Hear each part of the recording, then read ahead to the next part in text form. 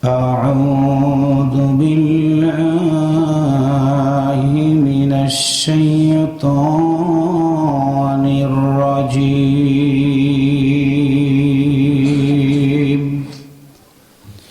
بسم الله الرحمن الرحيم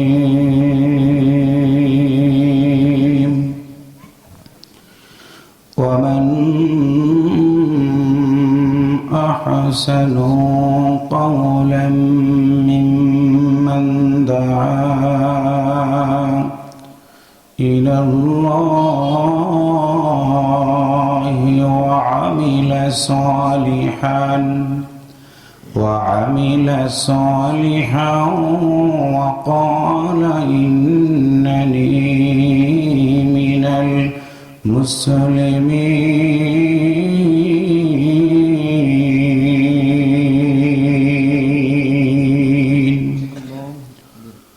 وقال رسول الله صلى الله عليه وسلم خيركم من تعلم القرآن وعلمه. وقال رسول الله صلى الله عليه وسلم بلغوا عني ولو آية. মাদ্রাসাতে ফুল ফুটেছে কোরআনের, এসো মুমিন ভাই,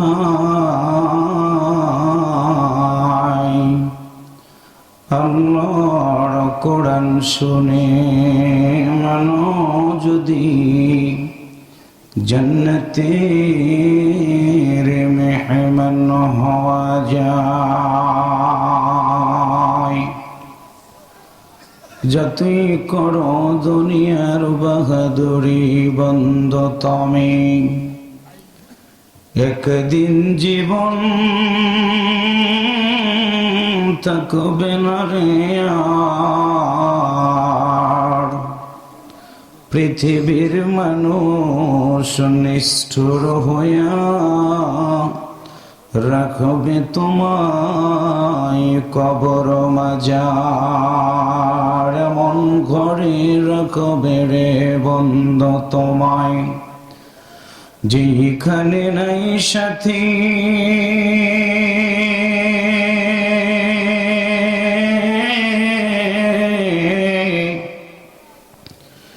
একা একা থাকবা পরে যেখানে নাই কোনো বাতি। মসজিদের ওই পালকিটা বন্ধ তোমার, আসবে হয়ে গাড়ি। বন্ধু বান্ধব আত্মীয় সারবে তোমায়, আরো সারবে তোমার সুন্দর নারী। শান্তি যদি পেতে চাও গো বন্ধ তুমি, কবর জগতে দিন থাকিতে এসে বস আল্লাহর কোরআনের মাহফিলে।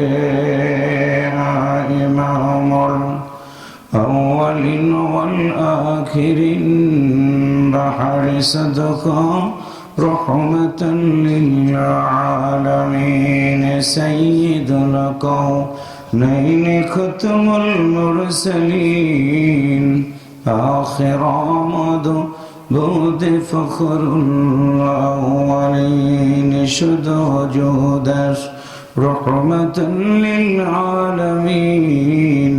মসজিদে শুধু আমারো জমিন। নামাজ করে একটু দরুদ পড়ুন। আল্লাহুম্মা সাল্লি আলা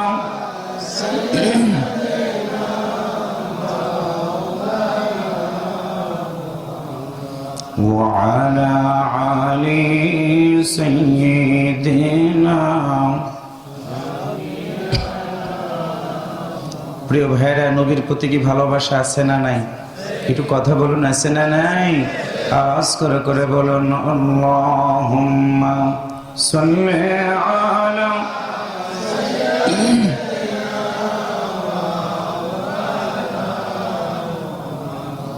ওয়া আলা আলি সাইয়্যিদিনা।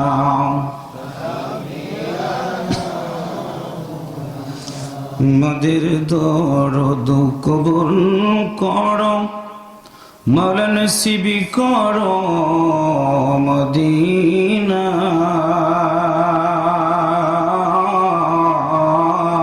বলুন মারহাবা, আরো জোরে বলুন মারহাবা। মুসলমানের মতো আওয়াজ করে বলুন মারহাবা। মদের দরদ কবুল করো, নসিব করো মদিনা।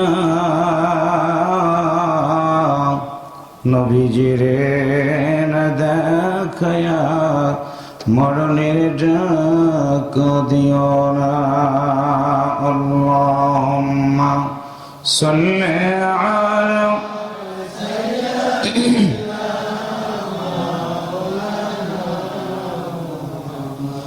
ওয়া আলা আলি সাইয়্যিদিনা।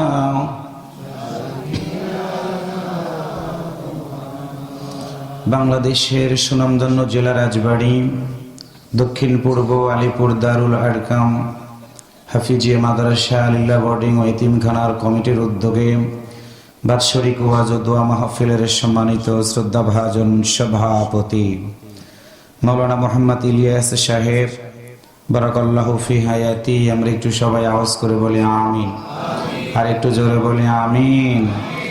আজকের মাহফিলে প্রধান অতিথি হিসেবে বক্তব্য শুনিয়ে ধন্য করলেন আমাদের সবার শ্রদ্ধাভাজন ব্যক্তিত্ব জননেতা জনাব মোহাম্মদ আবু বকর সিদ্দিক সাহেব, চেয়ারম্যান ৪ নং আলিপুর ইউনিয়ন পরিষদ।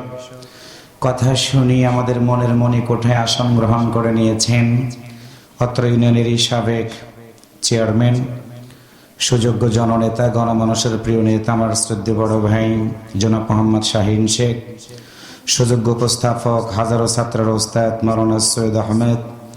কথা শুনিয়ে ধন্য করেছেন রাজবাড়ির কৃতি সন্তান, যিনি বাংলাদেশের বিভিন্ন জেলাতে গিয়ে আল্লাহর কোরআনের কথা শুনিয়ে রাজবাড়ির সুনাম সুখ্যাতি চতুর্দিকে ছড়িয়ে দিয়েছেন। আমার অত্যন্ত প্রিয় উদীয়মান তরুণ বক্তা হাফিজ মাওলানা মহিউদ্দিন খান মুজাহিদি সাহেব।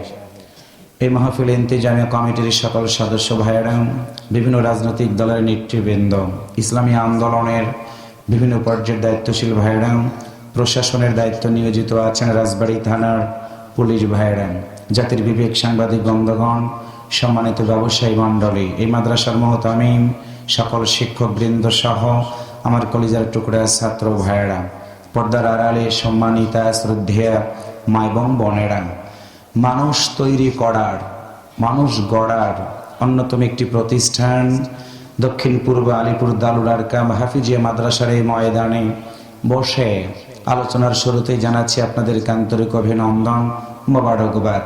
শুকরিয়া আদায় করছি মহান আল্লাহর দরবারে, যিনি আমাদেরকে আজকে পর্যন্ত ভালো রেখেছেন।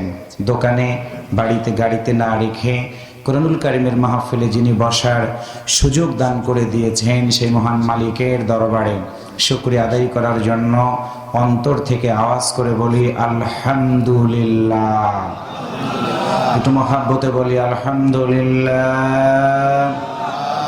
রব্বানা লাকাল হামদ হামদান কাসীরান তাইয়্যিবান মুবারাকান ফীহি।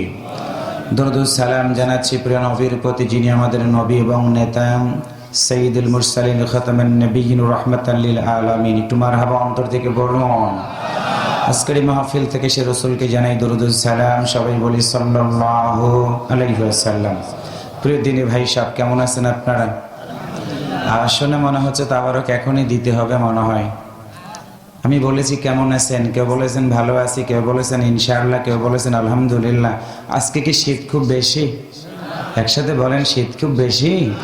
কিন্তু আপনাদের আওয়াজ শুনে মনে হচ্ছে এত শীত মুখে লেগেছে যে কথা বলতে গেলে জান যদি বেরিয়ে যায়। আচ্ছা বলুন তো, মাহফিলে এসেছি আমরা যদি একটু সিদ্ধান্ত নিতে পারি, আল্লাহ আমাদেরকে আদর করেছেন, ভালোবেসেছেন, হুয়াস্তাবাকুম, বাছাই করে মাহফিলে বসার সুযোগ করে দিয়েছেন। সবাই আসতে পারে না, বসতে পারে না। মুসলমান আপনি, দল আলাদা থাকতে পারে, আকৃতি আলাদা থাকতে পারে, কিন্তু শুকরিয়া আদায় করার ক্ষেত্রে কোনো ভিন্নতা নাই। আছে? একসাথে বলেন আছে। আমি আবারও সুযোগ করে দিচ্ছি, দেখি পারেন কিনা। কেমন আছেন আপনারা? আলহামদুলিল্লাহ। আল্লাহ তাআলা আমাকে ভালো রেখেছে বিধায় রাজবাড়িতে এই বছরে আল্লাহ তাআলা আবার দেখা করার সুযোগ করে দিয়েছে। শুরুতেই ইন্তেজামিয়া কমিটির সকল সদস্য ভাইদেরকে ধন্যবাদ জানাচ্ছি। আপনারা যারা একজাক মানুষ এখানে সুন্দর করে বসে আছেন, আপনাদের সবাইকে আন্তরিক ধন্যবাদ জানিয়ে আমি তো সারা বাংলাদেশে 11টায় মাহফিল শেষ করি। এখন আজকে 11টা থেকে কথা বলা শুরু করে দিয়েছি। তো সব মিলিয়ে আমি আপনাদের সবাইকে, প্রশাসনের ভাইরা যারা অনুমতি দিলেন, নেতৃবৃন্দ সহ সবাইকে আন্তরিক ধন্যবাদ জানিয়ে আল্লাহর কোরআন সূরা হামিমাস সাজদার 33 নম্বর একটি আয়াত তেলাওয়াত করেছি। কেন করলাম? টার্গেট হলো এই মাদ্রাসার যারা আয়োজন করেছে, এই মাদ্রাসা যারা তৈরি করেছে, আল্লাহর কসম করে বলি, নিঃসন্দেহে তারা একটি ভালো কাজ করেছে। মারহাবা, জোরে বলুন। আজকে গোটা পৃথিবীর ইহুদিরা এক, খ্রিস্টানেরা এক, নাসারারা এক, আমরা মুসলমানেরা এক হতে না পারার কারণে আমাদের কাছ থেকে ইসলাম, আমাদের কাছ থেকে মুসলিম, আমাদের কাছ থেকে আল্লাহর কোরআন বিদায় হওয়ার পথে যেই সময়, এমন একটি সময় দক্ষিণ পূর্ব আলিপুর দারুল আরকাম হাফিজিয়া মাদ্রাসা তৈরি হয়েছে। I believe that must be sure today or tomorrow Islamic revelation in the world, Islamic revelation in our country. এটা আল্লাহু আকবার, জোরে বলেন। যে জাতি কোরআনের সাথে সম্পর্ক যতক্ষণ পর্যন্ত রাখতে পারবে না, ওই জাতি বাহ্যিক দৃষ্টিতে উন্নতর শিখরে আসতে পারলেও নীতি, নৈতিকতা, চুরি, ডাকাতি, রাহাজানি, হত্যা, নির্যাতন, মাদক, ইফটিজিং, দুর্নীতি, সকল প্রকার অন্যায় থেকে দূরে থাকতে পারবে তখন ব্যক্তি জীবনে, পারিবারিক জীবনে, ইউনিয়ন পরিষদ, থানা, জেলা, বিভাগ, রাষ্ট্রে যখন আল্লাহর এই কোরআনের বিধান কায়েম হবে, যখন আগামীকাল বলবেন ঠিক, আর একটু জোরে বলেন কথা ঠিক না ভাইয়েরা? সব সময় চুপ থাকলে ঈমান থাকবে না, মনে রাখবেন। কেউ যদি বলে আল্লাহ নাই, আপনি ফেরেশতাকে বাস দেখায় চুপ থাকলেন, আপনার ঈমান থাকবে না। কেউ যদি বলে রাসূলের চরিত্র খারাপ, আপনি অনেক বড় আলেম, অনেক বড় মুফতি, অনেক বড় মুহাদ্দিস, অনেক বড় পীর সাহেব, অনেক বড় সাহেব আপনি, কিন্তু আপনার সামনে বলা হলো রাসূলের চরিত্র খারাপ, আপনি চুপ থাকলেন। আল্লাহ রাসূল আপনার সম্পর্কে বলবে ফালাইসা মিন্নি, তুমি আমার কেউ নয়, আমি তোমার কেউ না, ফামিন জুসা জাহান্নাম। মুসলমান হিসেবে আপনি দল যেটাই করেন না কেন, ওই সময় চুপ থাকার কোনো সুযোগ নাই। রাসূলের চরিত্র কি খারাপ? কথা বলেন, খারাপ? মাহফিলে বসেছেন সওয়াবের আশায়, তথ্য দিয়ে যায় আজকে যে মাদ্রাসা সেখানে তৈরি হয়েছে, মাদ্রাসা শিক্ষার গুরুত্ব কেন, আজকে কেন এত গুরুত্ব আপনাদেরকে বুঝতে হবে। আল্লাহ তাআলা কোরআনের মধ্যে বলেছে, কুল্লু নাফসিন যায়িকাতুল মাউত সুম্মা ইলাইনা তুরজাউন, মানুষকে মৃত্যুর স্বাদ গ্রহণ করতে হবে, মরে যেতে হবে, ফিরে যেতে হবে আল্লাহর কাছে। মিনহা খলাকনাকুম ওয়া ফিহা নুঈদুকুম ওয়া মিনহা নুখরিজুকুম তারাতান উখরা। এই দোয়াটা কি মাটি দেওয়ার সময় আপনাদের রাজবাড়িতে বলে? কথা বলেন, বলে? কি বলা হয়? মাটির তৈরি মানুষ মাটির ভিতরে রাখা হলো, আবার মাটির ভিতর থেকে তোমাকে উত্থাপন করা হবে, তোলা হবে। তুলে কি করা হবে? ইকরা কিতাবাকা কাফা বিনাফসিকা আল-ইয়াওমা আলাইকা হাসিবা। আল্লাহু আকবার, জোরে বলেন। আল্লাহ সেদিন বলবে, চেয়ারম্যান সাহেব, এমপি সাহেব, বক্তা সাহেব, সাবেক চেয়ারম্যান সাহেব, সৈয়দ সাহেব, যত সাহেব আছেন, আজকে আমার সামনে আপনার হিসাবটা তেলাওয়াত করেন। দুর্নীতি দুদকের লোকেরা যখন আমাদের হিসাব চায়, সুন্দর চেহারাটা কালো হয়ে যায়, যত শীতই থাকুক না কেন গাও ঘামা শুরু হয়ে যায়। দোকানে যদি কোনো ভ্রাম্যমাণ আদালত ঢোকে, দোকানদারেরা দোকান থুয়ে পালায়া যায়। কথা বলেন ঠিক না ভাইয়েরা? কবরের ভিতরে ডান পাশে মাটি, বাম পাশে মাটি, সামনে মাটি, পিছনে মাটি, উপর দিকেও মাটি। পালানের কোনো জায়গা থাকবে? একসাথে বলেন, থাকবে? পালান লাগবে না তাদের। আজকের মাহফিলে যারা বসেছেন, আলোচনা যদি হৃদয় দিয়ে শুনতে পারেন, বুঝতে পারেন, হাজারো বন্ধন থাকতে পারে, হাজারো বাধা থাকতে পারে, কিন্তু ইমানদারেরা আল্লাহর দরবারে ফেরেশতাদের সামনে সুন্দর করে কথা বলবে। আপনি যদি মাদকের সাথে জড়িত না থাকেন, রাজবাড়ী থানার পুলিশ যতই চেষ্টা করুক আপনাকে মাদকের মামলা দিয়ে গ্রেপ্তার করতে পারবে না। আপনি যদি জঙ্গিবাদের সাথে জড়িত না থাকেন, যত বড় ওসি ঘুষখোর হোক না কেন, ওই ব্যক্তিটাকে ইফটিজিং সহ দুর্নীতি সহ মামলা দিয়ে আটকাইতে পারবে না। ব্যবসা করেন, ট্রেড লাইসেন্স ঠিক আছে, চেয়ারম্যানগিরি করেন, ওজনে কম দেন না, টিয়ার কাবি খা কোনো কিছু মেরে খান না, দুদক কেন মহাদুদক আসলেও আপনি বুক ফুলে চেয়ারে বসবেন, আমার হিসাব ঠিক আছে, আপনি বসেন। কথা বলেন ঠিক না ভাইয়েরা? আমরা মাহফিলে বসে আছি, কবরের ভিতর আমাদের জবাবটা যেন সহজ হয়। শাহিন ভাই কথা ঠিক আছে না? কবরের জীবনটা যেন আমাদের সহজ হয়। আমি পলাশ চৌধুরীর মাহফিল কয়েক বছর করে দিয়েছি একটানা।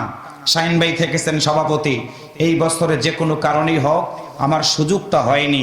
আমি বলেছিলাম আমাদের মৃত্যু, পলাশ চৌধুরীর অনেক বৃদ্ধ মানুষ এই এলাকাতে আছে, তিনি চলে গেছেন, ছোট্ট ছোট্ট বাচ্চা পৃথিবী থেকে চলে যাচ্ছে, আমরাও চলে যাব। আপনি মরে যাওয়ার পরে তথ্যগুলো নেন, মাদ্রাসা শিক্ষার গুরুত্বটা কেন। আজকে গোটা পৃথিবীর ইহুদি খ্রিস্টানরা এক হয়ে যেই সময় আমরা কোরআনের মাহফিলে বসে আছি, এমনই সময় আমার ফিলিস্তিনের গাজার মুসলমানদের উপরে নির্বিচারে হামলা চালিয়ে বম্বিং করে মুসলমানদেরকে পৃথিবী থেকে বিদায় করে দিচ্ছে। মসজিদের উদ্যোগে মাহফিল হয়, মসজিদগুলোকে ভেঙে দিচ্ছে। আজকে মাদ্রাসার উদ্যোগে মাহফিল, তলবুল ইলমরা তারা যেন হাফেজে কোরআন হতে না পারে, এই জন্য তারা মাদ্রাসাগুলোকে বম্বিং করে মাদ্রাসাগুলোকে মাটির সাথে মিশিয়ে দিয়েছে। রাজবাড়ী জেলাতে একজন মানুষ মারা গেলে একজনের কবরের ভিতরে একজনকে দেওয়া হয়, কিন্তু গাজাতে মুসলমানরা একসাথে 100, 200, 500 মুসলমানদেরকে পুকুরের মতো গর্ত খনন করে ক্রেন দিয়ে লাশগুলো উঠায় যেই সময় দাফন করা হচ্ছে, এমনই সময় আজকের এই কোরআনের মাহফিল। এমনই সময় আজকে বাংলাদেশ থেকে এক সপ্তাহ আগে দুবাইয়ে আল্লাহর কোরআন তেলাওয়াতের প্রতিযোগিতার অনুষ্ঠান অনুষ্ঠিত হয়েছিল। গোটা পৃথিবী যখন অশান্তির দাবানলে দাও দাও করে জ্বলছে, ঠিক এমনই সময় বাংলাদেশের একজন হাফেজে কোরআন, হাফেজ মুশফিকুর রহিম, তিনি দুবাইয়ে 70টা দেশের মধ্যে কোরআন তেলাওয়াত করে এই ক্রান্তিকাল সময়ে বাংলাদেশের লাল সবুজের পতাকাটা উড্ডীন করে প্রথম স্থান অধিকার করেছে। মারহাবা জোরে বলেন। এরা কেউ পারে নাই। একজন হাফেজে কোরআন 2022 সালের উল্লেখযোগ্য হাফেজ তাকরিম সৌদি আরবে 103টা দেশের ভিতরে কোরআন তেলাওয়াত করে বিশ্বের দরবারে আমার এই লাল সবুজের পতাকাটা উড্ডীন করে রেখে দিয়েছে। হাফেজ নাজমুস সাকিব, হাফিজ আবে রায়হান থেকে শুরু করে বাংলাদেশ স্বাধীন হওয়ার পর থেকে অসংখ্য হাফেজে কোরআন বিশ্বের দরবারে গিয়ে মাথা উঁচু করে দাঁড়িয়েছে। রমজান মাস আসবে যখন, আমি চ্যানেল 9 বাংলা ভিশনে কথা বলি, রমজান মাসে 3টা থেকে 4টা পর্যন্ত 1 ঘন্টা দেখবেন, প্রত্যেকটা চ্যানেলে আপনারা তাকিয়ে তাকিয়ে দেখবেন ছোট্ট ছোট্ট বাচ্চারা কোরআন তেলাওয়াত করে। তারা যখন কোরআন তেলাওয়াত করে মনে হয় কোরআনটা মনে এখনই নাজিল হচ্ছে। সেটা আর কেউ না, আমার আপনারই কলিজার টুকরা সন্তান। আজকের এই মাদ্রাসার মাহফিল থেকে আপনাদেরকে জানিয়ে দিতে চাই, এমন একদিন হতে পারে আপনাদের এই দক্ষিণ পূর্ব আলিপুর দারুল আরকাম হাফিজে মাদ্রাসার ছাত্র ঢাকাতে টেলিভিশনে কথা বলে প্রথম স্থান অধিকার করেছে। আপনাদের অর্থ, আপনাদের শ্রম, আপনাদের মেধা, এই যে আপনার সহযোগিতার কারণে একটা ছাত্র যদি বিশ্বের দরবারে মাথা উঁচু করে দাঁড়ায়, আপনি কবরে যাবেন, সেখান থেকে আপনি সবের একটি অংশ পাবেন। মরে যাবেন, আমার মতো রাকিবুলকে অনেক অর্থনৈতিক সহযোগিতা দিয়ে সিরাজগঞ্জ থেকে আনার দরকার নেই। আপনার পিতামাতা মারা গেছে, আপনার যদি একটা সন্তানটাকে আলেম বানাইতে পারেন, হাফেজে কোরআন বানাইতে পারেন, আপনার সন্তান যখন জানাজা নামাজে দাঁড়িয়ে যাবে, অতীতের সব কষ্টের কথাগুলো মনে হয়ে যাবে। ভাই চেয়ারম্যান ভাই বলতেছিল, চেয়ারম্যান হওয়ার কারণে বাবার পাশে পর্যন্ত দাঁড়াইতে পারছি না।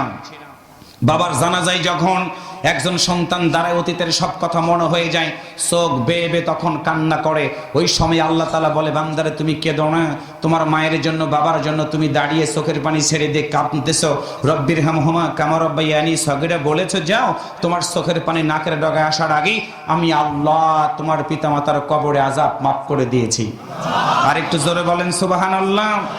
একটা চ্যালেঞ্জ করে আজকে বক্তব্য দিই, 2 চেয়ারম্যান সাহেব যেহেতু আছেন, পুলিশের লোকেরাও আছেন, বাংলাদেশে অসংখ্য সিনেমা হল আছে, চ্যালেঞ্জ করে বলে গেলাম, বাংলাদেশের কোনো হাফেজ একটাও সিনেমা হলের মালিক নাই। বাংলাদেশে যাত্রা আছে, একজন আলেম, একজন হাফেজে কোরআন যাত্রার কোনো মালিক নেই। জুয়ার আসর হয়, মদের আড্ডা হয়, মদের লাইসেন্স দেওয়া হয়, একজন আলেম, একজন হাফেজে কোরআনও মদের আড্ডার, মদের লাইসেন্সের কোনো মালিক নেই। আওয়াজ করে বলেন কথা ঠিক কিনা? আলেমরা হলো এই দেশের তথা গোটা বিশ্বের মধ্যে জাতির শ্রেষ্ঠ সন্তান। সেই মাদ্রাসা এখানে তৈরি হয়েছে। আওয়াজ করে বলুন তো এই মাদ্রাসার সাথে আমাদের সহযোগিতা করা দরকার আছে না নাই? আর জোরে বলুন আছে না নাই? আজকে ফিলিস্তিনের মুসলমানদের পাশে আমাদেরকে দাঁড়ানো লাগবে। আপনাদেরকে একটি নোট দিয়ে যাই, আমরা যারা আমেরিকা আমেরিকা বলে পাগল হয়ে যাই, মনে রাখবেন আমেরিকা হচ্ছে গোটা বিশ্বের 1 নাম্বার সন্ত্রাসী দেশ। কথা বলেন, 1 নাম্বার সন্ত্রাসী দেশের কারণে গোটা বিশ্বের মুসলমানরা এক কাতারে আসছে ফিলিস্তিনের যুদ্ধটাকে বন্ধ করো। কিন্তু আমেরিকা টাকা দেয়, আমেরিকা অর্থ দেয়, তাদের টাকা, তাদের অর্থ, তাদের বিমান, তাদের গুলি চালিয়ে আমার নিরীহ মুসলমানদেরকে হত্যা করা হয়। আমাদের মুসলমানদের মসজিদগুলোকে ভেঙে দেওয়া হয়। রাজবাড়ী জেলাতে যদি একটা মসজিদের ইট যদি কেউ খোলে, আমার বিশ্বাস দল দেখবে না, চেয়ারম্যান দেখবে না, এমপি দেখবে না, মন্ত্রী দেখবে না, দেখবে একটা মসজিদের ইট যে খুলেছে সব দলের মুসলমানেরা এক হয়ে মসজিদের ইট তারা খুলতে দিবে না, খুলতে দিবে না। কথা বলেন ঠিক কিনা? সুতরাং আজকে যেই সময় আমেরিকার কারণে গোটা বিশ্বের ইহুদি খ্রিস্টানরা আমার গাজার মুসলমানদেরকে হত্যা করছে, আজকের এই মাহফিল থেকে আপনাদের কাছে হৃদয় থেকে আহ্বান করে গেলাম, দল আলাদা থাকতে পারে, বংশ আলাদা থাকতে পারে, কিন্তু একটা কথা মনে রাখবেন, মরে যাওয়ার পরে সাদা কাফন পরে কবরের ভিতরে রেখে দিয়ে আসবে, সেদিন কোনো আলাদা কোনো কিছু থাকবে না। সবার জন্য 4টা তাকবীর দিয়ে বিশ্বনবীর নামকরণ করে যদি কবরের ভিতরে রেখে দিয়ে আসা হয়, আজকের এই মাহফিল থেকে আমরা দীপ্ত কণ্ঠে শপথ নিয়ে বাড়িতে ফিরে যাব। যতদিন আমার আল্লাহ তাআলা আমাদেরকে বাঁচায় রাখবে, আল্লাহর ঘর মসজিদের পক্ষে থাকবো, আল্লাহর নবীর মাদ্রাসার পক্ষে থাকবো, আল্লাহর কোরআনের কথা বলে আমাদেরকে দাফন করে দিয়ে আসা হয়, যতদিন বাঁচবো আল্লাহর কোরআনের পক্ষে থাকবো। কারা কারা রাজি আছেন? দুহাত তুলে আমার আল্লাহকে দেখায় দেন।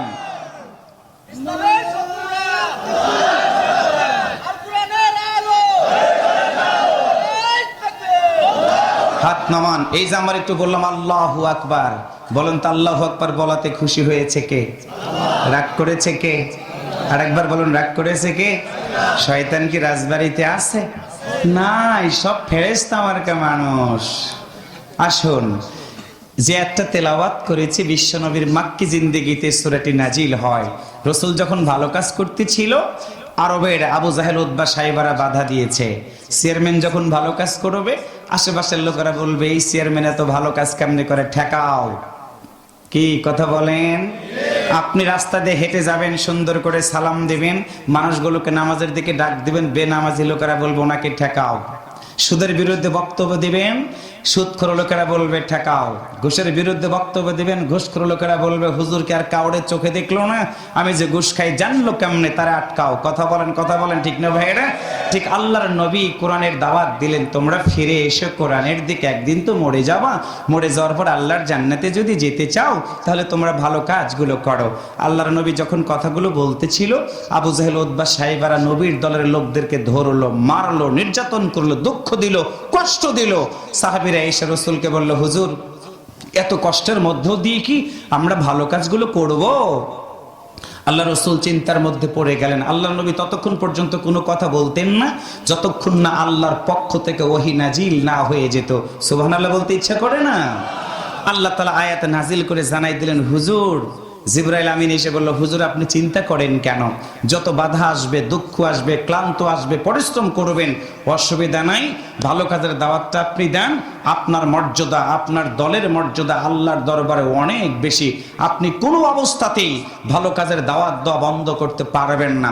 আপনারা একটু সাক্ষ্য দিয়ে বলেন, যেই মাদ্রাসার উদ্যোগে মাহফিলটা হলো, এই মাহফিলটা কি ভালো কাজ? জবান খুলে বলুন, ভালো কাজ। তাহলে ওনারা দাওয়াতে কাজ করেছে ভালো কাজের জন্য। আল্লাহ তাআলা সেই কথাগুলোই বলেছেন এখানে, যুবক তুমি ফিরে এসো, তুমি কেন সন্ত্রাসী করবা, তুমি কেন জঙ্গিবাদের সাথে জড়িত হবা, তুমি কেন মাদকের সাথে জড়িত থাকবা, তুমি কেন প্রিচিং করবা? ফিরে এসো কোরআনের দিকে, তোমার জীবন পরিবর্তন হয়ে যাবে। আসো তুমি সহ আমরা যারা এখানে এসেছি, প্রতিটা দিন একটা করে ভালো কাজ করব। এবং মাদ্রাসার গুরুত্বটা কি আমি সে সম্পর্কে কোরআন এবং হাদিসের আলোকে কিছু কথা শুনি এখান থেকে বিদায় হওয়ার জন্য চেষ্টা করব। আল্লাহ কবুল করুক। একসাথে বলি আমিন। আর একটু জোরে বলি আমিন। সবাই একটু ঘুম ঘুম কি ভাব কারো এখন আছে? হ্যাঁ, বিয়ে করো নাই কারা কারা একটু হাত তোলো তো দেখি। যারা বিয়ে করো নাই, যারা বিয়ে করো নাই, যুবক আছে, ভালো, ঠিক আছে, আজকে আলোচনা করার সুবিধা হবে আর কি। যারা বিয়ে করো নাই তোমরা একটু খালি বলো আল্লাহু আকবার। মনে হচ্ছে ছ্যাঁকা খাওয়া লোক আছে এখানে। যুবক যারা বিয়ে করো নাই তোমরা একটু আরেকবার আওয়াজ করে বলো আল্লাহু আকবার। ঠিক আছে, আরেকবার বলো আল্লাহু আকবার। এবার আমরা যারা বিয়ে করেছি না, আমাদের তো বয়স হয়ে গেছে, দেখে আমাদের আওয়াজটা কি, এবার আমরা সবাই একটু বলি আল্লাহু আকবার। আরেকবার বলি আল্লাহু আকবার।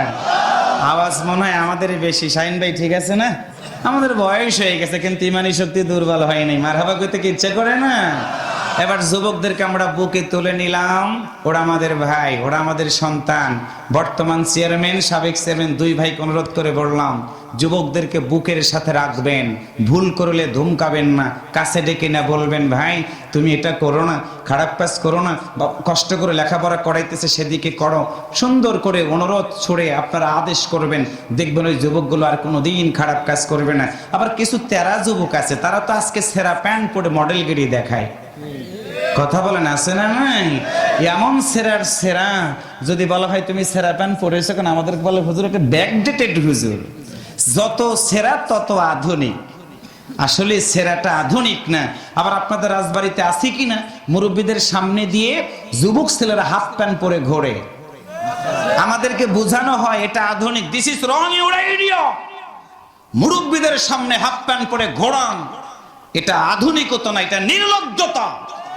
তুমি বেহায়া হয়ে গেছে, তোমার শরম চোখ থেকে সরে গেছে, এটা তুমি করতে পারো না, কারণ তুমি একজন যুবক, তুমি আদর্শবান সন্তান মা বাবার। একটু আল্লাহু আকবার জোরে বলেন। এই জন্য আমরা দলমত নির্বিশেষে, মাহফিল কিন্তু প্যান্ডেল মোটামুটি আল্লাহর রহমতে ভরে গেছে, এখন আলোচনার দিকে ফিরে যাচ্ছি। সবাই একটু আমার সাথে একটু তাকবীর দেবেন। এই সাইম, তাকবীরটা দাও তো দেখি।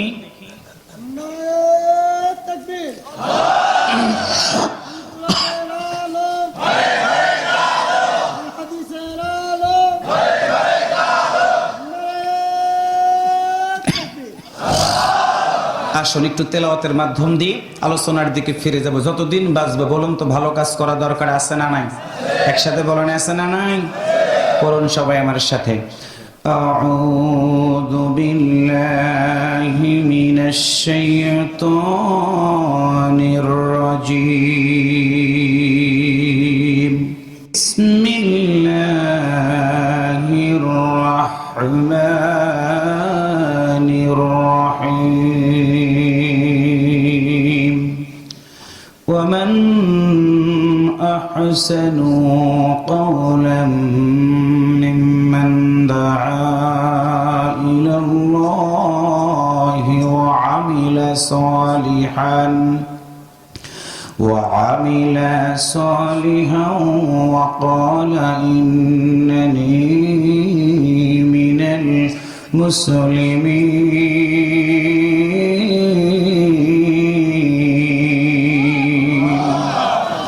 সম্মানিত রাজবাড়িবাসী, বিশ্বনবী সাল্লাল্লাহু আলাইহি ওয়াসাল্লামের মক্কি জিন্দেগিতে সূরাটি নাজিল হয়। বুঝবেন ভালো করে, আমার দেশের যুবকেরা বিশ্বনবীর নামটা কিন্তু সুন্দর করে তারা জানতে পারে না। আমার দেশের যুবকদেরকে যদি বলা হয় যুবক তুমি কি বলবা না, আর্জেন্টিনার একজন খেলোয়াড়ের নাম, যুবক সুন্দর করে বলবে লিওনেল মেসি। যদি বলা হয় বড় ব্রাজিলের একজন খেলোয়াড়ের নাম, বলবে নেইমার থেকে অনেকগুলো প্লেয়ারের নাম বলবে। যদি বলা হয় যুবক বড় বাংলাদেশের একজন নায়কের নাম, বলবে কিং খান, সাকিব খান। যদি বলা হয় একজন নায়িকার নাম বলো, বিয়ের আগে বাচ্চা হয় অথবা কখন হয় কেউ জানে না, তার নাম হলো পরিমণি। একটু কথা বলেন ঠিক কিনা ভাইরা? আমি মুসলমান, তোমাদের পায়ে হাত দিয়ে বলে গেলাম, নায়কের নাম জানার আগে, নায়িকার নাম জানার আগে তোমাকে জানতে হবে তোমার আদি পিতার নামটা কি। তোমাকে জানতে হবে মুসলিম জাতির পিতার নামটা কি। তোমাকে জানতে হবে যে নবীর নামকরণ করে তোমার মতো মানুষটাকে, তোমার মতো নেতাটাকে, তোমার মতো অফিসারটাকে, তোমার মতো বক্তাটাকে কবরের ভিতরে রেখে দিয়ে আসা হবে। ওই নবীর নাম আমাদের বলুন তো সুন্দর করে জানা দরকার আছে না নাই? আদি পিতার নাম হলো আদম আলাইহিস সালাম। মুসলিম জাতির পিতার নাম হলো হযরত ইব্রাহিম আলাইহিস সালাম। আমাদের প্রিয় নবীর নাম হলো মুহাম্মদুর রাসূলুল্লাহ সাল্লাল্লাহু আলাইহি ওয়াসাল্লাম। একটু মারহাবা জোরে বলেন। আল্লাহর নবী পৃথিবীতে আসলেন, মা বোনেরা শুনবেন ভালো করে, যুবক তোমাকে জানাই দিয়ে গেলাম, যেই সময় পৃথিবীতে বিশ্ব নবী আগমন করেছিলেন ওই সময়টাতে মানুষগুলো দুইটা খারাপ কাজ করতো, প্রতিযোগিতা করেন। একটা হলো কোনো মায়ের পেটের ভিতর থেকে যখন কোনো কন্যা সন্তান বের হতো, কন্যা সন্তানগুলোকে তারা বলতো অভিশপ্ত জাতি। ওই নারী সন্তানদেরকে মায়ের কাছ থেকে কেড়ে নিয়ে জীবন্ত গলা টিপে হত্যা করে দিত তারা। সন্তান হারামা পাগলিনীর মতো হয়ে গিয়ে মালিকের দরবারে ডাক দিয়ে বলতো, গো আমার রব,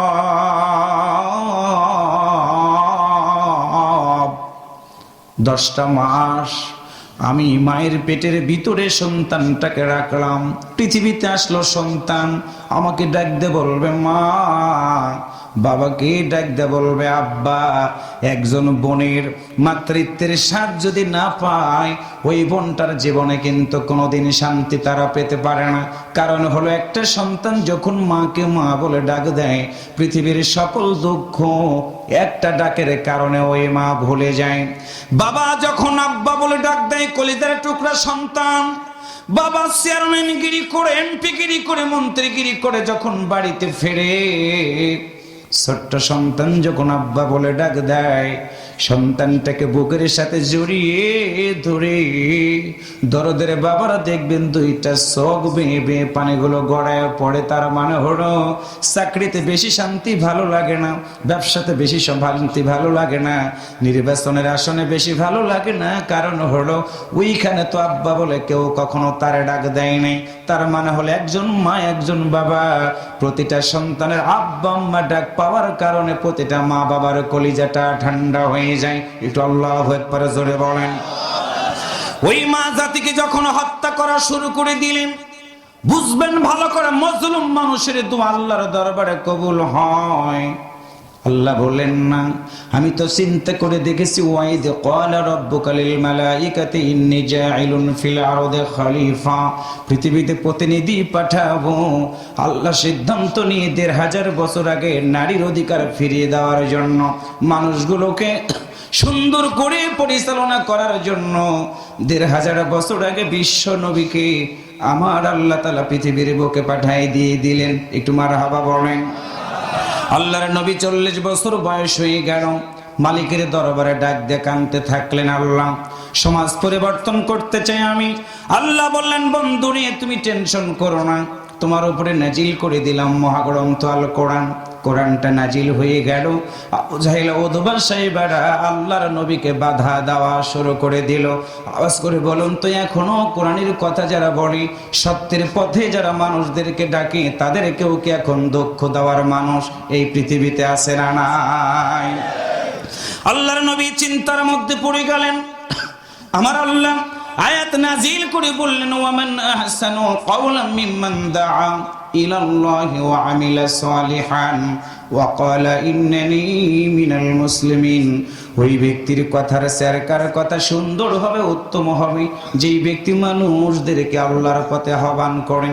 শুধু আহ্বানই করে না, আরেকটা কাজ তারা করে, ওয়া আমিলা সালিহান, তারা ভালো কাজ করে। শুধু ভালো কাজই করে না, আরেকটা কথা তারা বলে, ওয়া ক্বালা ইন্নানী মিনাল মুসলিমিন, আমি যতদিন বাঁচব মুসলমানিত্বটা আমি ধরে রাখতে চাই।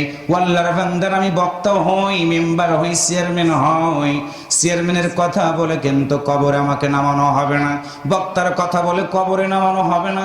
একটাই কথা বলা হবে, বিসমিল্লাহি ওয়া আলা মিল্লাতি রাসূলিল্লাহ, রাসূলের নামকরণ করে আমারে যদি কবরের ভিতরে রেখে দিয়ে আসা হয়, তাহলে আওয়াজ করে বলুন তো, যতদিন বাঁচব ওই রাসূলের দল আমাদের করা দরকার আছে না নাই? রাসূলের দলের নাম কি? একটু চা লাগবে।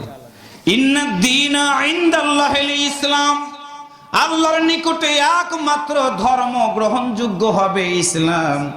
আল্লাহর বান্দারা, আমরা যারা এখানে এসেছি বসেছি, আওয়াজ করে বলুন তো, ইসলাম ধর্মটা আমরা জন্মসূত্রে পেয়েছি, তাহলে যতদিন বাঁচবো ইসলামটা কি আমাদের মানা দরকার আছে না নাই? আরো জোরে বলেন, আছে না নাই? কেমনে মানবো? আল্লাহর কোরআন সূরা আল ইমরান ১১০ নম্বর আয়াতে আল্লাহ সুন্দর করে বলে দিলেন, কুনতুম খায়রা উম্মাতিন উখরিজাত লিন-নাস, وتأمرون بالمعروف وتنهون عن المنكر وتؤمنون بالله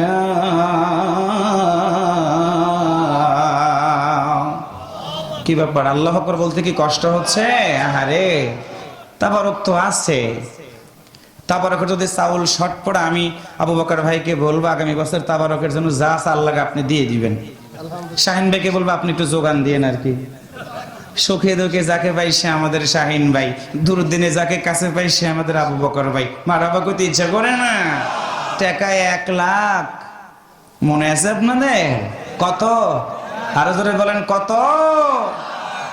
আল্লাহর বান্দারা আল্লাহ বললেন রাসূল বলে দাও ওই ব্যক্তির কথার সরকার কথা সুন্দর হবে যেই ব্যক্তি মানুষদেরকে আল্লাহর পথে আহ্বান করে তাহলে মানুষদেরকে আহ্বান করবেন আপনি যখন 2টা কাজ আপনাকে করা লাগবে সৎ কাজের আদেশ দেওয়া লাগবে অসৎ কাজ থেকে মানুষকে বিরত করা লাগবে 3 নাম্বার হলো যতদিন বাঁচবেন তুমিনুনা বিল্লাহ আল্লাহর পথে ঈমান আনা লাগবে আমাদের কোনো কিছুর যদি প্রয়োজন হয় জবানটা খুলে বলুন তো আমরা চাইবো কার কাছে আল্লাহু ওয়ালিউল্লাযীনা আমানু ইখরিজুহুম মিনাজ-যুলুমাতি ইলান-নূর আর একটু জোরে বলেন আল্লাহ বলেন রাসূল বলে তো ঈমানদাররা বিপদের মধ্যে পড়ে যাবে সুখে থাকবে দুঃখে থাকবে আল্লাহু ওয়ালিউল্লাযীনা আমানু যতদিন বাঁচবে তারা আমার মতো আল্লাহকে বন্ধু বানাবে তারা আমি আল্লাহরে যদি কেউ বন্ধু বানাই ইখরিজুহুম মিনাজ-যুলুমাতি ইলান-নূর আমি আল্লাহ কথা দিয়ে দিলাম অন্ধকার থেকে তাদেরকে আলোর দিকে নিয়ে আসব আলোর দিকে আসা মানে হলো কোরআনের দিকে আসা কোরআনের দিকে আসা মানে হলো জান্নাতের দিকে আসা জান্নাতের দিকে আসা মানে হলো আপনি একজন সফল মুমিন হওয়া একটু মারহাবা জোরে বলেন আপনি যখনই ভালো কাজ করবেন বুঝবেন ভালো করে বাংলাদেশের একটা জাতীয় খেলার নাম হলো হাডুডু আমার মাথায় ঢুকে না হাডুডু খেলাটা কেমনে জাতীয় খেলা হলো আহারে আমার ভাইয়েরা ভালো কাজ করতে যাবেন যখন খারাপ লোকেরা 2টা পা টেনে ধরবে তখন হাডুডু খেলাও ঠিক তাই 2 পাটি খেলা শুরু হয়ে গেল একজন সুন্দর করে পাটিটা যখন সি দিয়ে সীমানা পার হওয়ার চেষ্টা করে একজন 2টা পা ধরে কথা বলেন আছে না নাই একজন 2টা পা ধরলো পিছন থেকে আরো 4জন 5জন প্লেয়ার একটা মানুষের উপরে পড়লো সীমানা যেন পার না হয় তার মানে প্লেয়ার যদি মরে যায় যাবে কিন্তু সীমানা আমরা পার হতে দিব না এর কারণ হলো সুদ আছে চলুক ঘুষ আছে চলুক জেনা আছে চলুক অন্যায় আছে চলুক কিন্তু ভালো পথের আহ্বান যারা করে ওই যে হাডুডু খেলার মতো এমন ধরা ধরে আজকে ধমক কালকে নির্যাতন পরের দিন গ্রেফতার তারপরে রিমান্ড তারপরের দিন দুনিয়ার জীবন শেষ আছে না না আল্লাহর নবীকে 3টা বছর গ্রেফতার করা হলো আল্লাহর নবীকে খাবার দেওয়া বন্ধ করে দেওয়া হলো বাংলাদেশে কোনো মানুষ না খেয়ে মরে না ওয়াজ করতে যায় কেউ আমাদের বাধা দেয় না কিন্তু আল্লাহর নবী এই কোরআনের দাওয়াত যখন দিয়েছিলেন আবু জাহেল ঘোষণা করে দিল আল্লাহর নবীকে গ্রেফতার করো কলিজাটা ফেটে যায় প্রিয় ভাইরা যে নবীর চেহারার দিকে তাকাইলে মানুষের ক্ষুধাগুলো মিটে যেত রে ওই নবীকে গ্রেফতার করে নিয়ে আল্লাহর নবীকে খাবার বন্ধ করে দিল আবু জাহেলের দলের লোকেরা আল্লাহর নবী একদিন বাথরুম থেকে বের হলেন নবীর 2টা চোখ ভেজা আল্লাহর নবীর ডান পাশে সাহাবী এসে হাজির হয়ে গেল বাম পাশে সাহাবী এসে হাজির হয়ে গেল আল্লাহর নবীর চাচা আবু তালিব বিশ্ব নবীর মাথার উপরে হাতটা দিলেন আল্লাহর নবীর চোখের পানিগুলো মুছে দিয়ে বললেন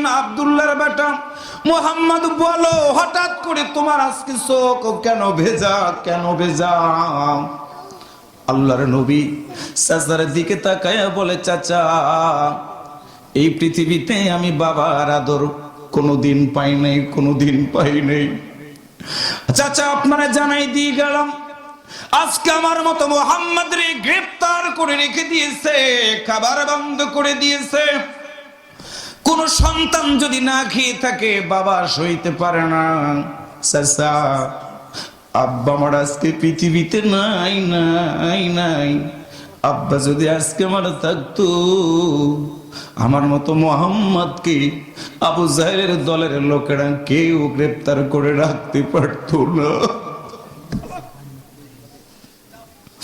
আল্লাহর নবী চাচার বুকের সাথে মাথাটা ঠেকায়া ডুকরে ডুকরে কেঁদে কেঁদে বলে, চাচা এই মক্কার জমিনে তুমি ছাড়া আমার আর আপনার কেউ নাই, আমার ঘরে আমার বিবি আছে, খাদিজা ছাড়া এই পৃথিবীতে আপনার আমার কেউ নাই কেউ নাই। আবু তালেব বিশ্ব নবীর চোখের পানিগুলো মুছে দিয়ে বলে, বাতিজে রে, কি বলেছে তোমার বাবা নাই, তোমার চাচা আবু তালেব আছে, যতদিন আমি বেঁচে থাকবো রে, তোমার মতো মুহাম্মাদের গায়ে আমি একটাও ফুলের টোকা লাগতে দিব না, লাগতে দিব না। সাহাবীরা বলে, ইয়া রাসূলুল্লাহ আপনি কাঁদছেন কেন? আল্লাহ রাসূল বলে, খাবার বন্ধ করে দিয়েছে আবু জাহেলের দলের লোকেরা, আমি খেতে পারি না, গাছের পাতাগুলো খাওয়ার কারণে আমার বাথরুমটা এত শক্ত হয়ে গেছে রে, বাথরুম থেকে বের হতে গিয়ে আমি নবীর বড় কষ্ট হয়, যার কারণে আমার চোখ দুইটা ভিজে গেছে। রাজবাড়ির মুসলমানেরা পায়ে দূরে বলে গেলাম, আল্লাহর নবীর চরিত্রের সার্টিফিকেট আল্লাহ নিজে দিয়ে বলেছেন, ওয়া ইন্নাকা লাআলা খুলুকিন আযীম, উত্তম চরিত্র দিয়ে নবীর আল্লাহ পাঠিয়েছেন। ওই নবীর গায়ে আঘাত করেছে, ওই নবীকে এত কষ্ট দিয়েছে, আল্লাহর নবী তারপরেও কিন্তু কখনো কোরআনের দাওয়াত দেওয়া বন্ধ করে দেয় নাই। আল্লাহর নবী মক্কার জীবন চলতে থাকলো, একদিন সিদ্ধান্ত নিলেন, মক্কার মানুষগুলো আমারে দেখতে পারে না, আমি মক্কার মানুষগুলোর কাছে কোরআনের দাওয়াত দিয়ে যাব, মক্কার মানুষগুলো যদি আমার কথাগুলো একদিন শুনবে, এই আশা নিয়ে নবী আমার দাওয়াত দিতে শুরু করলেন। মক্কার মানুষগুলো নবীরে সহ্য করতে পারলো না, আল্লাহর নবী সিদ্ধান্ত নিয়ে নিলেন, আমি যাব তাইফের ময়দানে ভালো কাজের দাওয়াত দেওয়ার জন্য। রাজবাড়ির মুসলমানেরা, সত্য কথা বলতে গিয়ে তোমার যদি কষ্ট হয়, তুমি সত্য কথা বলে যাবা, বৃষ্টি যেই দিকে ছাতা সেই দিকে ধরা যাবে না, তোমার নেতৃত্বে তোমাকে সত্য পথে থাকতে হবে, কারণ তুমি তো বিশ্বনবীর উম্মত। বিশ্বনবী যেমন কারো কাছে মাথা নত করে নাই, তুমি একজন মুসলমান হয়েছ, নবীর নামই তো তোমার মতো মানুষটাকে কবরের ভিতরে রেখে দিয়ে আসা হবে। কেমনে তুমি নবীর সাথে বেয়াদবি করো? তুমি কি একটুবার নবীর কথাটাকে চিন্তা করো না, যে নবীর গায়ে মশা মাছি পড়া পর্যন্ত হারাম করে দিয়েছিলেন আল্লাহ। আল্লাহু আকবার, জোরে বলো। প্রচন্ড রোদের ভিতরে আল্লাহর নবী যখন হেঁটে যেত, সিরাতের ভিতরে পড়ে দেখেছি আল্লাহর নবীর মাথার উপরে আকাশের মেঘ মালাগুলো ছায়া দিয়ে দিত। নবী আমার হেঁটে যেত, মেঘ মালাগুলো মনে হয় নবীর মাথার উপর দিয়ে হেঁটে হেঁটে চলে যেত। আল্লাহর সেই নবী মক্কার মানুষগুলো এত অত্যাচার করলো ভালো কাজ করার কারণে, আল্লাহর নবী সিদ্ধান্ত নিলেন, আমি তাইফে গিয়ে তাইফের মানুষগুলোর কাছে আমি আল্লাহর কোরআনের দাওয়াতটা দিয়ে দিব। আল্লাহর নবী সিদ্ধান্ত নিলেন, রাত হয়ে গেল, তাইফের মানুষগুলো তিনটা গোত্রের মানুষের কাছে গিয়ে বললেন, আমি মুহাম্মদ তোমাদের কাছে এসেছি, কোরআনের কথাগুলো তোমাদেরকে জানাই দিতে চাই, তোমাদের পায়ে ধরে ভরি, কোরআনের কথাগুলো যদি শোনো এবং মানো, আমি মুহাম্মদ তোমার কথা দিয়ে দিলাম, মৃত্যু হওয়ার পরে আল্লাহর জান্নাতে যাওয়ার জন্য আমি নবী তোমাদের সুপারিশকারী হয়ে যাব। একটু আল্লাহু আকবার জোরে বলেন, আর একটু জোরে বলেন আল্লাহু আকবার। সম্মানিত দিনী ভাই সব, যে নবীর চরিত্রের উপরে কলঙ্কের দাগ কেউ দিতে পারে নাই, আল্লাহর নবী নিজের সিদ্ধান্তে মক্কা থেকে তাইফের মানুষগুলোর কাছে গেলেন এই কোরআনের দাওয়াতটা দেওয়ার জন্য। যখন তাইফের তিনটা গোত্রের মানুষদের কাছে গিয়ে বললেন, তাইফের লোকেরা আমি মুহাম্মদ এসেছি তোমাদের কাছে আল্লাহর কোরআনের দাওয়াতটা দেওয়ার জন্য, তোমরা কি কথাগুলো শুনবা না?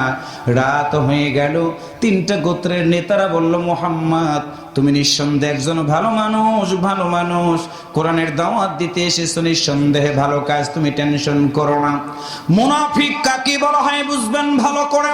রাত গভীর হওয়ার পরে তিনজন নেতারা মুহাম্মদ নবীকে ডেকে বলল, তুমি আগামীকাল সকাল হয়ে গেলে তায়েফের জমিন ছেড়ে দিয়ে চলে যাবা। কারণ হলো তায়েফের লোকেরা তোমার মতো মুহাম্মাদের কাছ থেকে ভালো কথাগুলো শুনতে চায় না।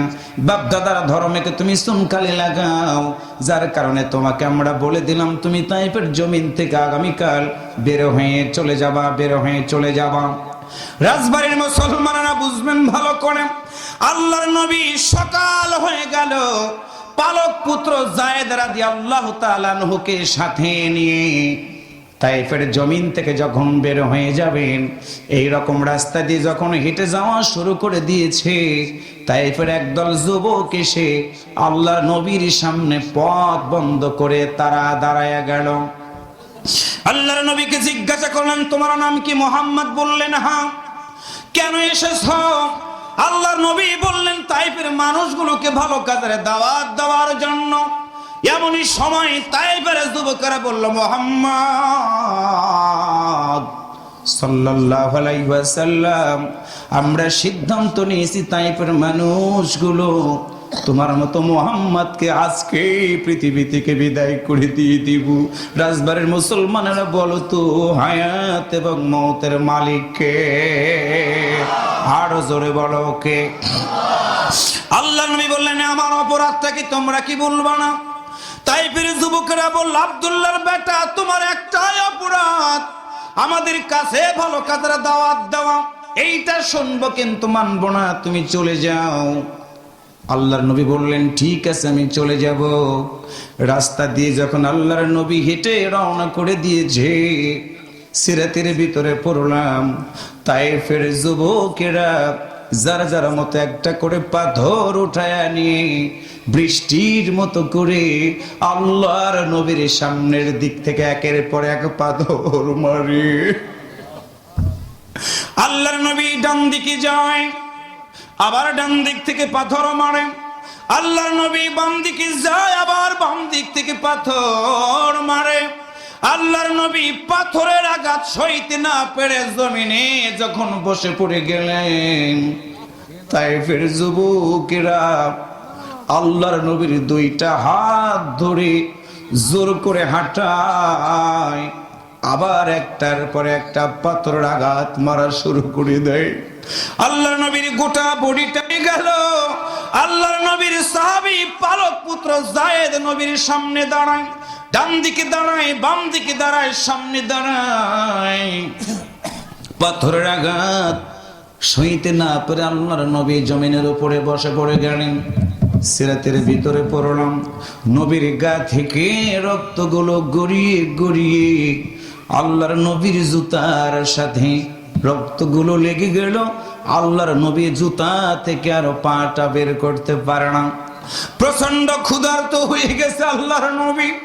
যায়েদকে ডাক দিয়ে বলে, যায়েদ রে, জীবন মনে হয় আর থাকবি না রে, দেখো তো তুমি কি আমার জন্য একটু পানি দিতে পারো? দয়ার নবী, যিনি আমাদের সুপারিশকারী হবেন, যিনি জান্নাতের জমিনদার, ওই নবী পানি পিপাসায় ছটফট করতেছে তায়েফের জমিনে। নবীর গা ক্ষত বিক্ষত, নবীর গা দিয়ে রক্তগুলো গড়িয়ে গড়িয়ে পড়ে। আল্লাহর নবীর সাহাবী যায়েদ রাসূলকে জড়িয়ে ধরে বলে, ইয়া রাসূলুল্লাহ, আপনার মতো নবীর গায়ে পাথরের আঘাত আমি সইতে পারি না। আল্লাহ রাসূল বলেন, যায়েদ রে, আমি বসে আছি, দাঁড়াইতে পারি না, তোমার কাছে একটা শুধু কথা, তুমি যাও দেখো তো তায়েফের মানুষগুলোর কাছ থেকে একটু পানি তুমি কি একটু আমার জন্য আনতে পারো কিনা, তুমি কি যাবা না? আল্লাহর নবী বসে আছেন একা একা, প্রচন্ড শরীর ব্যথা, গোটা শরীর দিয়ে রক্তগুলো গড়িয়ে গড়িয়ে পড়তেছে। আল্লাহর নবী অপেক্ষায় আছে, যায়েদ পানি নিয়ে আসবে, পানিটা খাবে। যায়েদ একটা দৌড় দিয়ে তায়েফের মানুষগুলোর বাড়িতে বাড়িতে গিয়ে বলো, ও তায়েফের মানুষেরা রে, আমি যায়েদ এসেছি, তোমরা কি একটু আমাকে এক মশক পানি দিবে কিনা, এক মশক পানি দিবে কিনা। তায়েফের মানুষগুলো এক মশক পানি নিয়ে এসে যায়েদের হাতে দিয়েছে। যায়েদ রাদিয়াল্লাহু তাআলা আনহু মশক ভর্তি পানিটা নিয়ে যখন বের হবে, এমন সময় তায়েফের মানুষগুলো বললেন, যায়েদ বলো, এই পানিটা নিয়ে কোথায় যাও? পানিটা তো দিয়েছি আমরা তোমাকে খাওয়ার জন্য, তুমি এখন খাও। যায়েদ রাদিয়াল্লাহু তাআলা আনহু বললেন, না না, আমি আমার জন্য পানি চাই নাই, চাই নাই, আমি পানি চেয়েছি রে বিশ্ব নবীর জন্য। দোজাহানের মহাজন তায়েফের জমিনে পড়ে আছে রে, পানি পিপাসায় মনে হয় তার জীবন প্রদীপ নিভে যাবে রে, পানিটা দাও, আমি নিয়ে যাব, আল্লাহর নবীকে পানিটা আমি পান করব। সিরাতের ভিতরে পড়লাম, তায়েফের মানুষগুলো এত নিষ্ঠুর হয়ে গেল, যায়েদকে দাঁড় করায় রেখে মশক ভর্তি পানিটা যায়েদের কাছ থেকে জোর করে তারা কেড়ে নিয়ে যায়েদকে ঘাড় ধরে বাড়ি থেকে বের করে দিয়ে দিল। যায়েদকে ডাক দে, বলা, যায়েদ রে, তোমার জন্য যত পানি লাগে খাও, কিন্তু আব্দুল্লাহর বেটা মুহাম্মাদের জন্য আমরা এক পেয়ালা পানি দিব না। আল্লাহর নবী অপেক্ষায় আছে, পানি খাবে, আল্লাহর নবী অপেক্ষায় আছে, পানি পান করবে।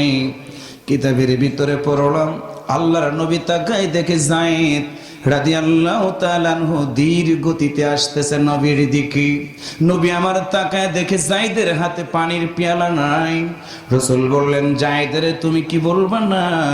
আমার জন্য পানি কি তুমি আনতে পারলা না? তুমি কি তোমার পানি খাওয়ানোর মতো ব্যবস্থাটা করতে পারবা না?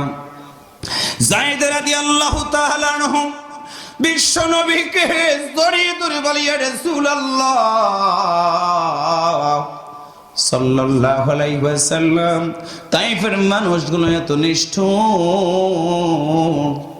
পানির মশক আমার হাতে দেওয়ার পরেও আপনার মতো নবীর নাম বলার সঙ্গে সঙ্গে ওরা আমার কাছ থেকে পানির মশকটা কেড়ে নিয়েছে গো নবী, ওরা আপনারা পানি দিল না।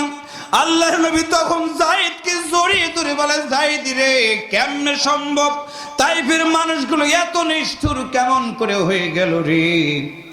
নবীর গাল বেয়ে পানি বের হয়, গোটা বডিটা ফেটে ফেটে রক্তগুলো গড়িয়ে পড়ে, আর সে আজমে ফেরেশতারাও নবীর শোকে শোকাহিত হয়ে গেল, নবীর ব্যথায় ব্যতীত হয়ে গিয়া আল্লাহর নবীর কাছে জিবরাইল আমিন এসে হাজির হয়ে গিয়ে বলল, ইয়া রাসূলুল্লাহ, আপনি আকাশের দিকে তাকায় দেখেন, আল্লাহর ফেরেশতারা কাঁদতেছে, হুজুর আপনি অনুমতি দেন, তায়েফ শহরটাকে আমি ডুবাইয়া দিয়ে দিব, তায়েফ শহরটাকে আমি ধ্বংস করে দিয়ে দিব। যেই জাতির লোকেরা আপনার মতো নবীকে এক পেয়ালা পর্যন্ত পানি দিল না, আল্লাহর নবী জিবরাইলকে বললেন, জিবরাইল রে, তায়েফের মানুষগুলোকে তুমি যদি পাহাড়টা উল্টে দাও, শহরটাকে যদি ডুবাইয়া দাও, আমি নবী বলো কাদের কাছে গিয়ে আমি নবী কোরআনের দাওয়াতটা দিয়ে দিব রে। সম্মানিত রাজবাড়িবাসী, আল্লাহর নবী কি খাবার দিল না, গোটা বডিটা রক্তাক্ত করে দিয়ে দিল। আজকে বিশ্ব নবীর রক্ত ওই জমিনে পড়ার কারণে গোটা দুনিয়ার তেঁতুলগুলো লাগে হলো টক, কিন্তু তায়েফের জমিনে বিশ্ব নবীর রক্তগুলো পড়ার কারণে তায়েফের জমিনের তেঁতুলগুলোকে আমার আল্লাহ তাআলা মিষ্টিতে পরিণত করে দিয়েছে। সুবহানাল্লাহ, জোরে বলেন। আজকে সেই নবীর মাদ্রাসা এখানে তৈরি হয়েছে, নবীর কোন নবীর উপরে নাজিলকৃত মহাগ্রন্থ আল কোরআন এইখানে সুন্দর করে তেলাওয়াত করা হবে। আল্লাহ বলেছেন, ওয়ারাতিলিল কুরআনা তারতিলা, তোমরা সুন্দর করে কোরআনটা তেলাওয়াত করো। আল্লাহ রাসূল বলেছেন, খায়রুকুম মান তাআল্লামাল কুরআনা ওয়া আল্লামা, ওই ব্যক্তি উত্তম যে ব্যক্তি নিজে কোরআন শেখে এবং অন্যকে কোরআন শেখায়। রাসূল বলেছেন বাল্লিগু আন্নি ওয়ালাউ আয়া, তোমরা যদি একটা আয়াত জানো সেই আয়াতটা মানুষের কাছে অন্তত পৌঁছিয়ে দিয়ে দাও। আজকের এই মাদ্রাসা তৈরি হয়েছে কোরআনের মাদ্রাসা। আমি আপনাদের কাছে এতটুকু বোঝানোর চেষ্টা করলাম, মাদ্রাসা নিঃসন্দেহে ভালো কাজ। মাদ্রাসার পক্ষে আমাদের থাকা লাগবে, আমাদের সন্তানগুলোকে আলেম বানানো লাগবে। নিজে আলেম হতে পারেন না, আলেমের বাবা হন। আলেমের বাবা হতে পারেন না, আলেমের দাদা হন।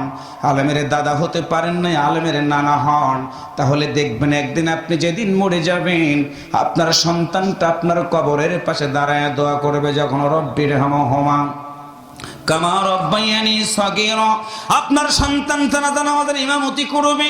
আপনার মৃত্যু যন্ত্রণা যখন শুরু হয়ে যাবে, আপনার কলিজার টুকরা সন্তান আপনার শিওরের পাশে বসে বসে সূরা ইয়াসিন যখন তেলাওয়াত করবে, আল্লাহ রাসূল বলেছেন কোন মুমূর্ষ ব্যক্তির কাছে যখন সূরা ইয়াসিন তেলাওয়াত করা হয়, ওই ব্যক্তির মৃত্যু যন্ত্রণাটা আল্লাহ তাআলা সুন্দর করে সহজ করে দেয়। রাত্রিতে সূরা মুলক তেলাওয়াত করবেন আপনি, কবরের ভিতরে সূরা মুলক আপনার জন্য আল্লাহর দরবারে জান্নাত দেওয়ার জন্য তারা ঝগড়া করা শুরু করে দিবে। সূরা ইয়াসিন তেলাওয়াত করবেন, সূরা মুলক তেলাওয়াত করবেন। এই মাদ্রাসার একটা ছাত্র কোরআন পড়বে, প্রতিটা হরফের বিনিময়ে আমার আল্লাহ 10টা করে নেকি দান করে দিয়ে দিবে।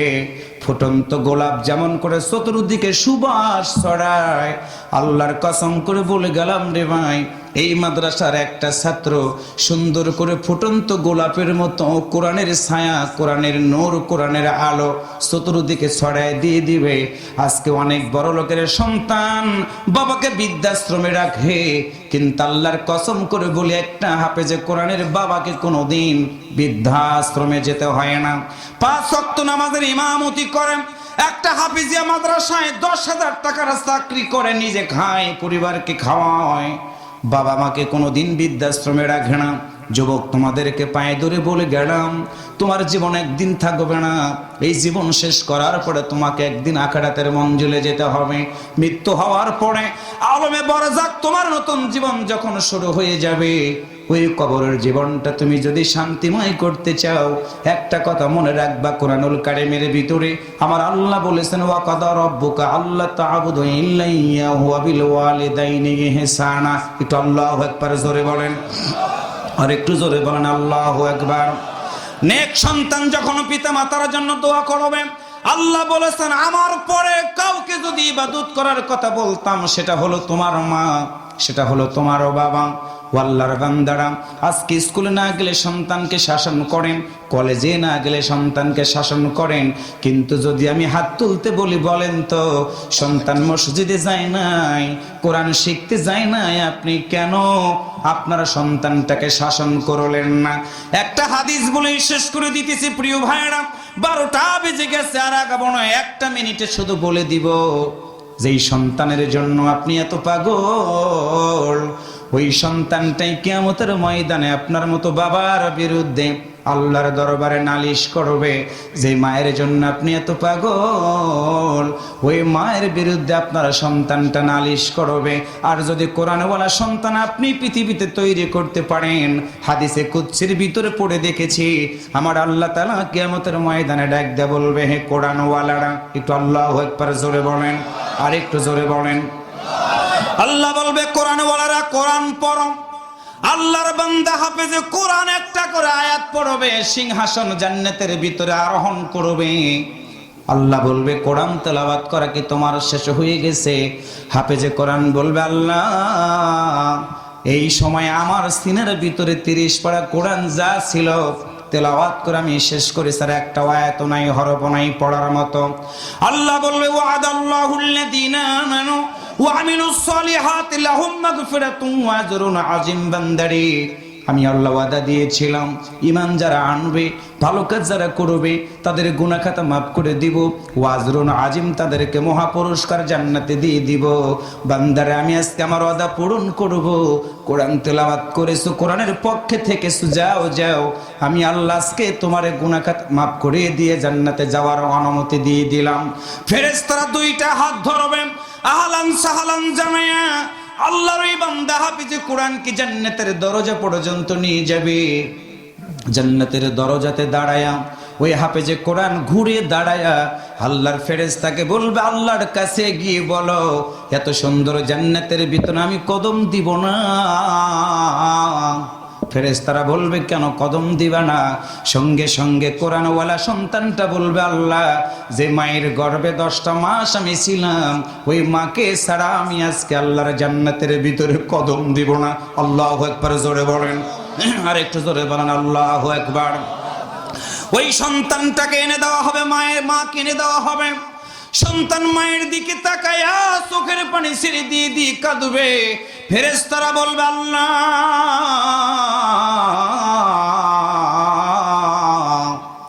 তোমার বান্দা তার মাকে ছাড়া জান্নাতে কেন যাবে না, তুমি কি বলবা না? জিজ্ঞাসা করা হবে, এই বিপদের সময় কেউ কারো দিকে তাকায় না, তুমি কেন তোমার মায়ের কথা বললা?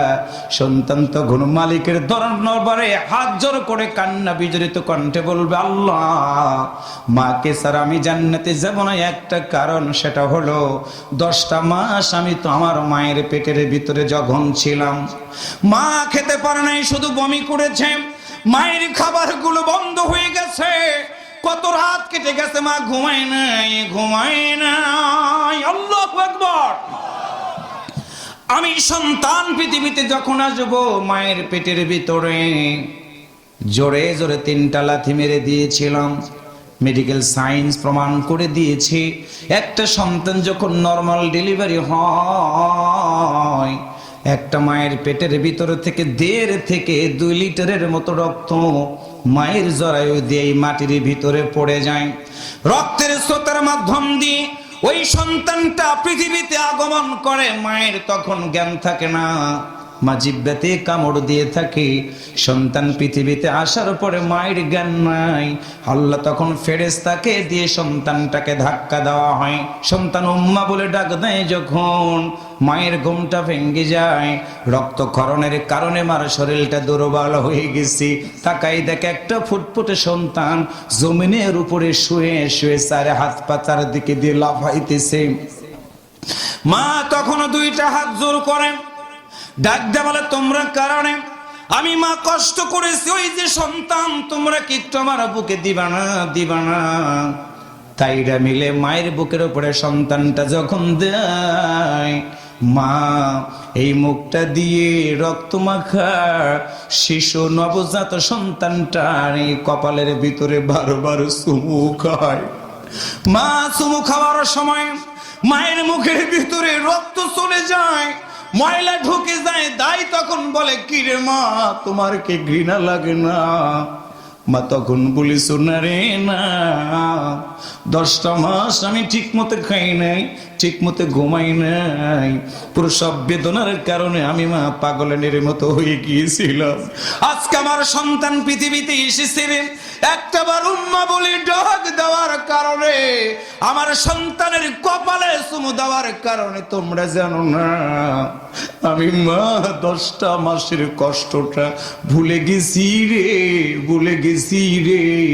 সন্তান তখন বলবে, আল্লাহ এই দরদের মাকে ছাড়া আমি আজকে জান্নাতের ভিতরে কদম দিব না। আল্লাহ মাকে এনে দিবি, সন্তান মাকে জড়িয়ে ধরবে। ফেরেশতারা বলবে, জান্নাতে যাও। আল্লাহর বান্দা মাকে নিয়ে জান্নাতের দরজাতে দাঁড়ায় আবার ঘুরে দাঁড়াবে। ফেরেশতারা বলবে, কেন যাও না? সন্তান তখন বলবে, মারে দিলাম, আমি আমার বাবাকে ছাড়া আজকে জান্নাতের ভিতরে আমি যাব না। আমার বাবা রিক্সা চালাইছি, মাই কলা ভ্যানওয়ালা। আমার বাবা চাকরি করে ব্যবসা করে রাত 10টার সময় বাড়িতে এসে দেখেছে আমি ঘুমাই গেছি। একটা কমলা কিনে নিয়ে এসেছে আমার মুখে দিবি। আমি ঘুমাইছি, বাবা ঘুমাই নাই। সারাদিন পরিশ্রম করে বাড়িতে এসে দেখে আমি ঘুমাই গেছি। 10টার সময় বিছানা ভরে পেশাব করে দেওয়ার কারণে আমার মা আমাকে পেশাব পরিবর্তন করার জন্য আমাকে ঘুম থেকে জাগ্রত করেছে। আমি তখন গম হাও মাও করে কান্না করা শুরু করে দিয়েছি। আমার বাবা তখন সারাদিনের ক্লান্ত মানুষ, আমার মতো সন্তানটাকে কোলে নিয়ে পকেট থেকে কমলাটা বের করে কমলাটা ছিলে একটা করে কোষা আমার মুখের ভিতরে দিত, আমি বাবার হাত থেকে কমলাটা চষে চষে খেতাম। এই দৃশ্য দেখে আমার বাবার দুইটা চোখ ভিজে যেত।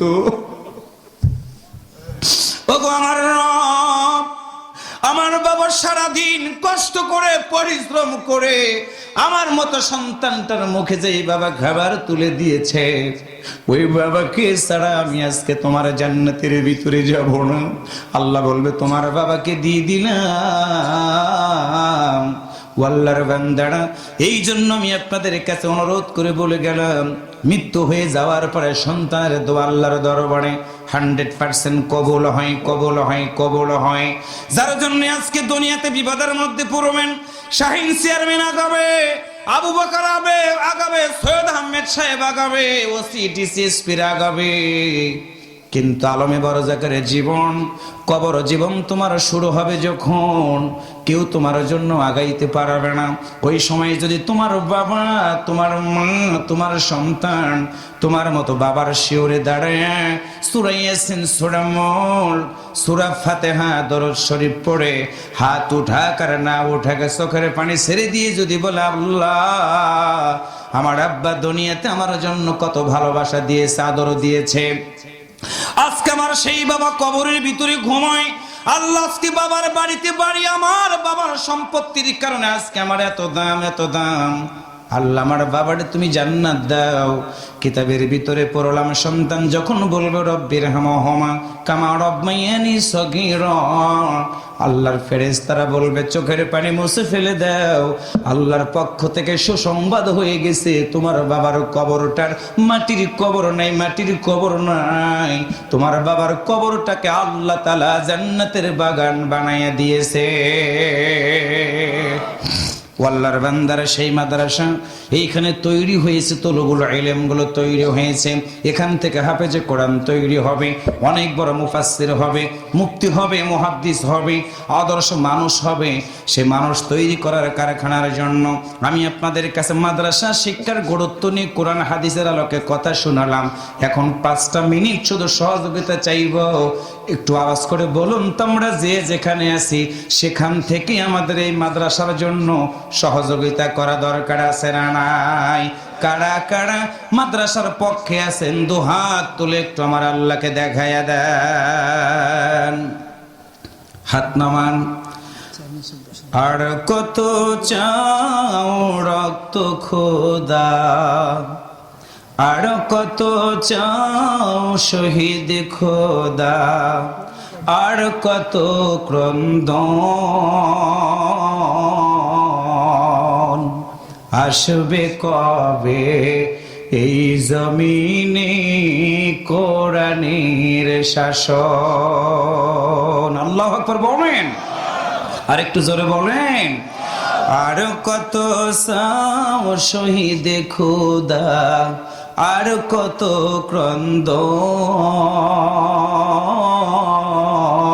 ক্রন্দন, আসবে কবে এই জমিনে তোমারই শাসন, আসবে কবে এই জমিনে কোরআনের শাসন। আল্লাহু আকবার বলেন।